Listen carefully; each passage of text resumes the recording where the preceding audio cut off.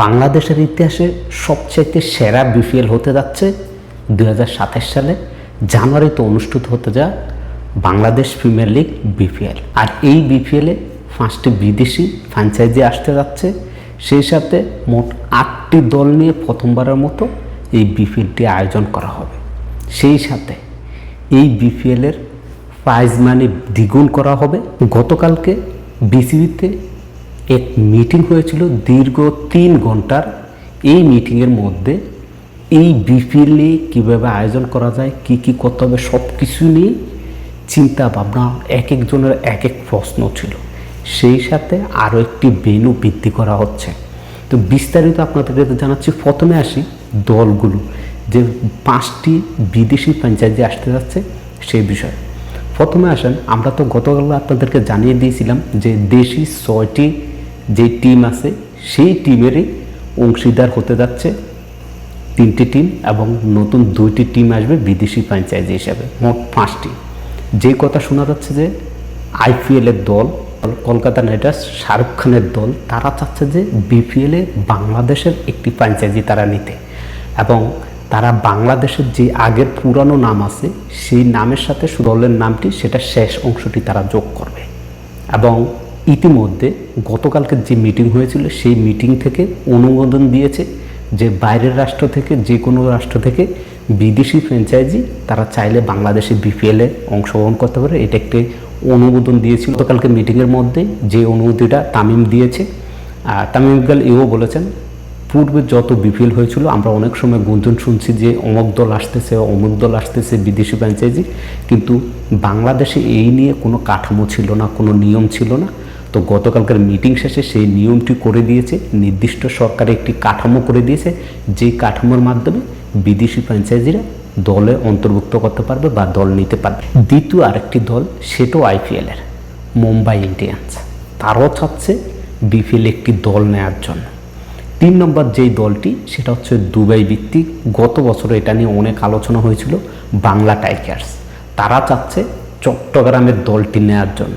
আমি আবারও বলছি, গত ভিডিওতে আপনাদেরকে বলেছিলাম 6টি দল, তার মধ্যে একটা ছিল চট্টগ্রাম, যেটা ইস্পাহানি গ্রুপ নিতে চাচ্ছে, এবং সেই দলটাকেই বাংলাদেশি ফ্র্যাঞ্চাইজি মালিক বাংলা টাইগার্স তারাই নিতে চাচ্ছে। 4 নম্বর হচ্ছে সিলেটের দলটি নিতে আগ্রহ জানিয়েছে লন্ডনের একটি সুনামধন্য কোম্পানি।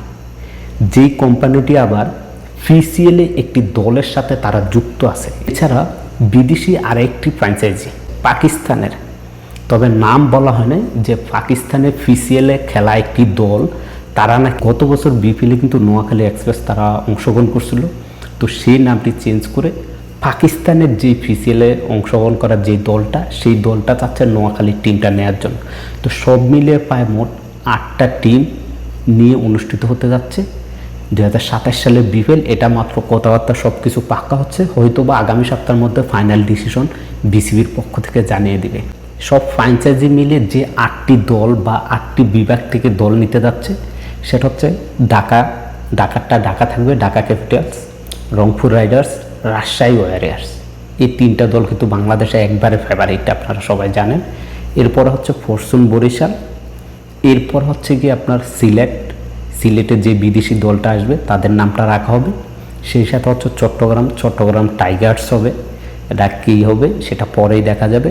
এরপর হচ্ছে খুলনা টাইগার্স, এরপর হচ্ছে নোয়াখালী, এবং সর্বশেষ যেটা হচ্ছে কুমিল্লা। আর কুমিল্লা দলটা হতে যাচ্ছে সম্ভবত যেটুকু শোনা যাচ্ছে যে কলকাতার শাহরুখ খানের দল হিসাবে আসতে যাচ্ছে কুমিল্লা। তো দেখা যাক এখন বিসিবির পক্ষ থেকে দলটাকে কোন ফ্র্যাঞ্চাইজিকে দেওয়া হচ্ছে, সেটা আমরা আগামী সপ্তাহে একটা খোলাসা বিসিবির পক্ষ থেকে জানানো হবে। এছাড়াও যেই আপনাদেরকে বলেছিলাম বিপিএলের ট্রফিতেও নাকি পরিবর্তন আনা হবে। সেই সাথে বিপিএলের যে প্রাইজ মানি, আপনারা সবাই জানেন যে প্রতি বছরে বাংলাদেশের এই যে বিপিএলটা, এই বিপিএলের মতো এত কম দাম, এত কম প্রাইজ মানি আর কোনো ফ্র্যাঞ্চাইজি লিগে হয় না। তো সেটাকেই দ্বিগুণ করা হচ্ছে, যেটা গত বছর আপনারা সবাই জানেন যে গত বছর কিন্তু এই বিপিএলের প্রায় 5.5 কোটি টাকার মতো প্রাইজ মানি দেওয়া হয়েছে, ট্রফি সহকারে আরও বৃদ্ধি পেয়েছে। তো এইবারও সেটা এর 3 গুণ বাড়বে। শুধু 1 গুণ না 2 গুণ না 3 গুণ বাড়ানো হবে এরকমই শোনা যাচ্ছে। এখন পর্যন্ত আমাদের যে আপডেটটি ছিল বিপিএল নিয়ে সেটা আপনাদের মাঝে শেয়ার করছি। বিপিএল এর সকল খবর জানতে চোখ রাখুন এসপেলে।